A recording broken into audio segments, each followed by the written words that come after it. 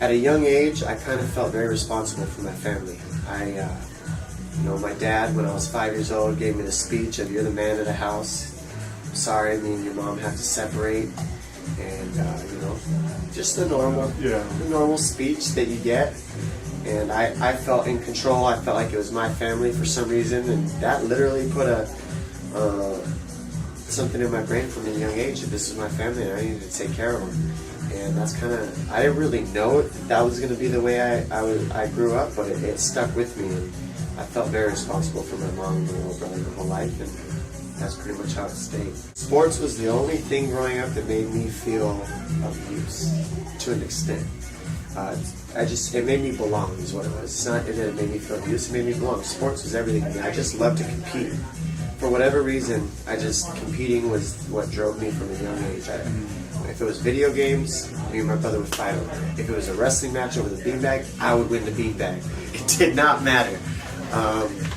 But yeah, definitely very competitive. Definitely always into sports. Very, very, very, very active growing up. Always climbing trees, rappelling off stuff, camping, running around, riding bikes, jumping rollerblades.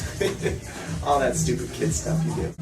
Growing up, my mom was very anti combat sports, and I don't know if that drove me to do it or what, but I was playing soccer and stuff all through elementary school. She wouldn't let me play football because she didn't want me to get hurt, and that was all. I wanted to play football so bad when I was a kid, but she wouldn't let me. Plus, it was expensive, so I always played baseball, Little League baseball, and I played soccer.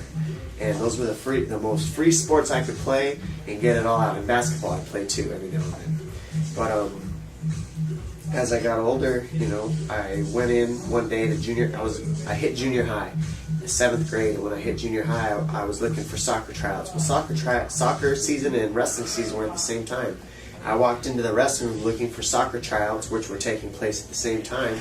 And I walked into wrestling practice, and one of the coaches there said, "You're not a soccer player, you're a wrestler." And I practiced that day, and I haven't stopped since. It's kind of crazy how that works. So I think really I just needed a place to belong, and wrestling gave that to me. Anybody who knew me back in high school would say, "I don't know who this guy is now."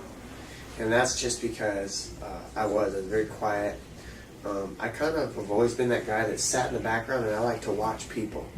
And I'll sit in the corner, I'll analyze the situation and see how I need to go about it, and then I'll handle what I need to handle as quietly and as out of the way as possible until I make it through. So my goal in life was kind of squeezing through the cracks to the top, just stay out of people's way, the path of least resistance. And I think that I didn't know how much that was holding me back until I got older. After high school, I kind of hit a rock bottom point in my life because I didn't have wrestling anymore. I was supposed to get a scholarship to my coaches were working on a not a full ride, but a partial scholarship to Colorado. And I hurt my ankle my senior year. I tore a bunch of ligaments in my ankle, which is the go-to story you hear all the time. Man, I could have been an all-state wrestler. That was me. And but I tore it, and I didn't do as well. So what do? I'm 18 years old. I didn't get my scholarship. I'm depressed. I can't wrestle anymore. I'm gonna have to just go get a job.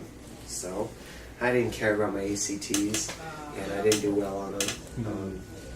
And then, which I don't recommend, do well on your ACTs, your SATs. Take care of them. But I didn't do well because I was boo-hoo, woe is me, and I ended up not getting my scholarship, and I ended up working 3 jobs after high school. And when I was working, I just realized, man, I can't exercise anymore. I was out on my own at this point.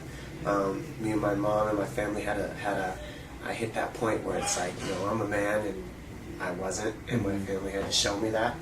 And so I got, I was out on my own. We had our differences, and I left. And when I left, now I had to work 3 jobs to do anything. And all I knew was I was going to prove my family wrong. I was going to say, watch me do it. And it's almost like my family kicked me out knowing I was going to be so stubborn that I would do well. And that's kind of what happened. I went out, got all my jobs, started working. And shortly, about a year into it, I was just sad. I was like, man, this is horrible. All I want to do is wrestle, and this is so much. So what I did was I said, well, I can go back to high school and coach. And then I can just, instead of being the head coach, I can just be the guy that wrestles with the guys and get it out of my system. I did that for about a year, or for about 2 years, and then I switched to a different school. So on my 3rd year of coaching high school wrestling, I was still working and I was still going to school at the same time.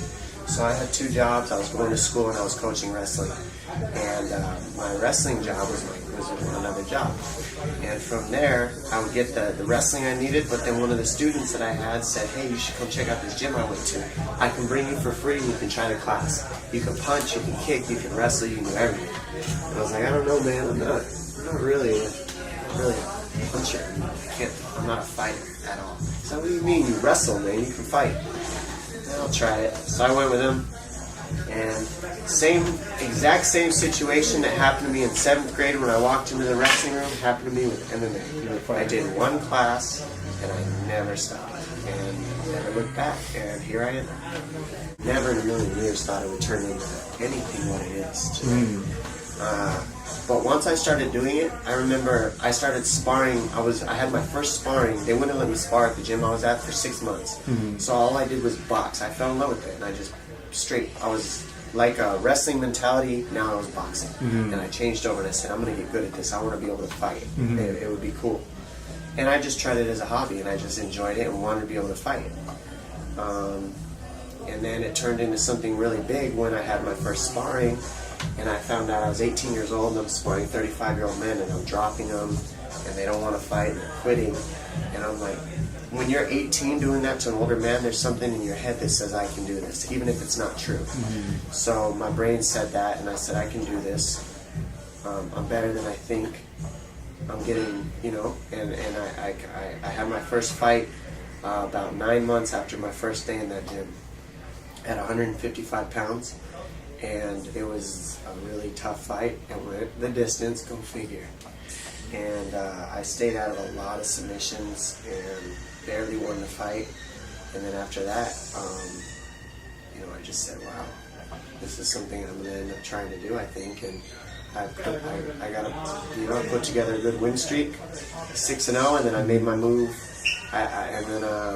After I put together about a 6-fight win streak, just training in Tucson, Arizona, I had people here and there that would help me in Tucson. I would gather a bunch of dudes, and I would say, okay, you 8 guys are going to whoop on me this practice, and I would just make sure my cardio was really good so I could get through these fights. I figured if I didn't get tired, I'd probably beat everybody just because everybody gasses I was noticing in these MMA fights. So I said, I'll just make myself in shape and I'll gas everybody out. And that worked, and I got a lot of finishes that way too. And, it ended up doing pretty well. Once I got to 6-0, I was getting ready for a title fight out in Colorado, and the title fight ended up getting canceled. So I took a fight on 2 days' notice out here in San Diego. I got a call from my coach now, Eric Del Fierro. Said, hey, you want to take this fight against this guy? He's a brown belt. He just beat Crazy Horse, and he's a pretty good dude. I'm not going to lie to you, but you're 6-0. Could be a good fight for you. Let me think about it. I thought about it for about an hour. I gave away my lunch that day, and I made 145 pounds in about, a day and a half. And then I fought, and I won. Split decision. Definitely, I think that I'm very misunderstood in that way, for sure.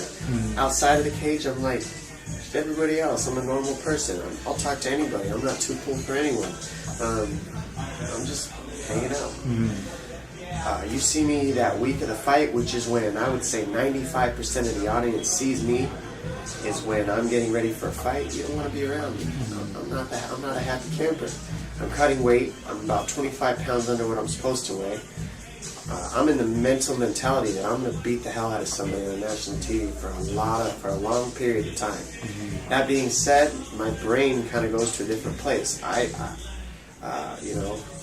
I separate myself from everything. I literally moved my life that last 2 weeks. I moved out of my house. I put myself in different scenarios. I make myself solitary. I put myself in a mentality that's, you're ready to go to war. Like, it's a real war, and that's the way I build my mind up for that fight. So by the time I get to fight day, I'm a completely different person than anybody will ever meet unless you really know me. When I'm here at Alliance, every fighter has their own path. every fighter at Alliance has their own path and their own drive for why they're here and what they're doing.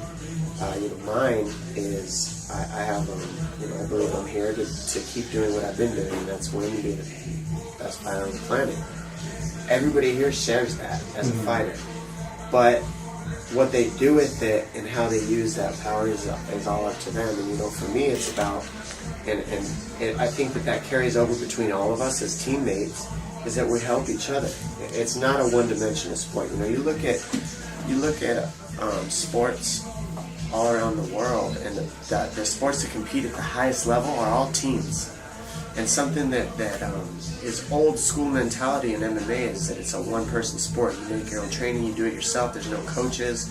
I think that style is just gone. It's played out. It's done. You need a team now.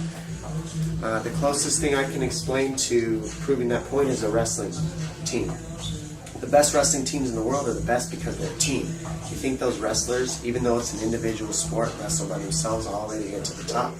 The team gets into the top, and it's the same mentality we have here at Alliance. I appreciate everybody from the first fighter that comes in on their first day to the end. If they're training with our team, then they're there for a reason. We can use them for something, and they can use us for something, and together we take stuff over.